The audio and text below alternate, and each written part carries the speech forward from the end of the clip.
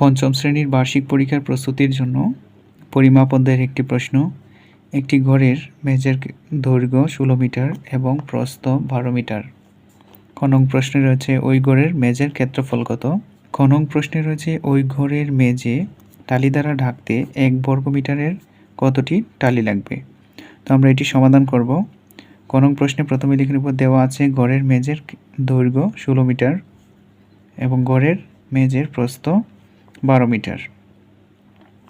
তো লিখে নেব, সুতরাং গড়ের মেঝের ক্ষেত্রফল সমান, আমরা জানি যদি দৈর্ঘ্য এবং প্রস্থ দেওয়া থাকে কোনো একটি ক্ষেত্রে তাহলে এটি আয়তাকৃতি হয় এবং এটির ক্ষেত্রফল হয় দৈর্ঘ্য গুণ প্রস্থ। তাহলে এখানে দৈর্ঘ্য 16 এবং প্রস্থ 12, 16 গুণ 12 দিয়ে দিব, 16 গুণ 12 এত, এককটি হবে বর্গমিটার। যেহেতু ক্ষেত্রফল তাই এককটি হবে বর্গমিটার। তো এবার আমরা 12 এবং 16 গুণ করে নিব।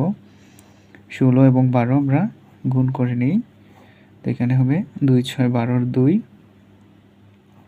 হাতে থাকবে 1, 2 একে 2 আর হাতে রেখে 3, এখানে হবে 0, 6 একে 6, 1 একে 1, 2 6 3 9 এবং 1 192।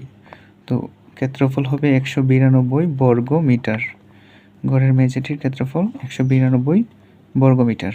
উত্তর হবে 192 বর্গ মিটার। এবার ক নং প্রশ্নটিতে রয়েছে 1 বর্গমিটারের টালি দ্বারা আমাদের ঘরের মেঝেটি ঢাকতে হবে। তো আমরা ঘরটি এইভাবে কল্পনা করে নিই। এখানে এইভাবে আয়তাকৃতির ঘরটি রয়েছে। তো এটিকে এটির মোট ক্ষেত্রফল রয়েছে 192 বর্গমিটার, 192 বর্গমিটার।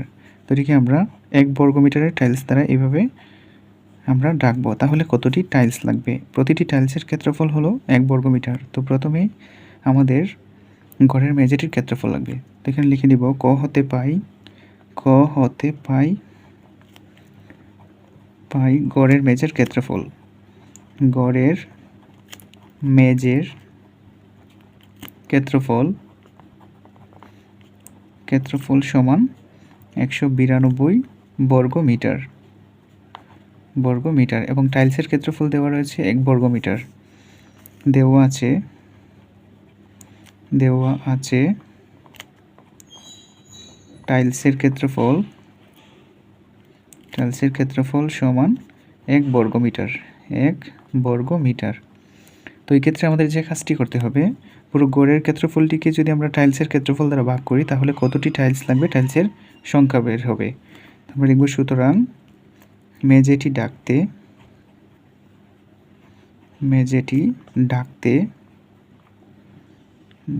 টাইলস প্রয়োজন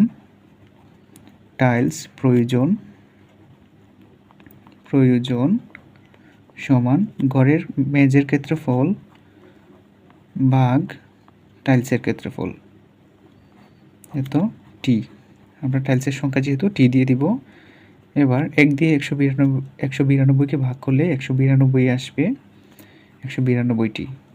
অর্থাৎ এই ঘরের মেঝেটি ঢাকতে আমাদের টাইলস প্রয়োজন হবে 192টি। উত্তর হবে 192টি।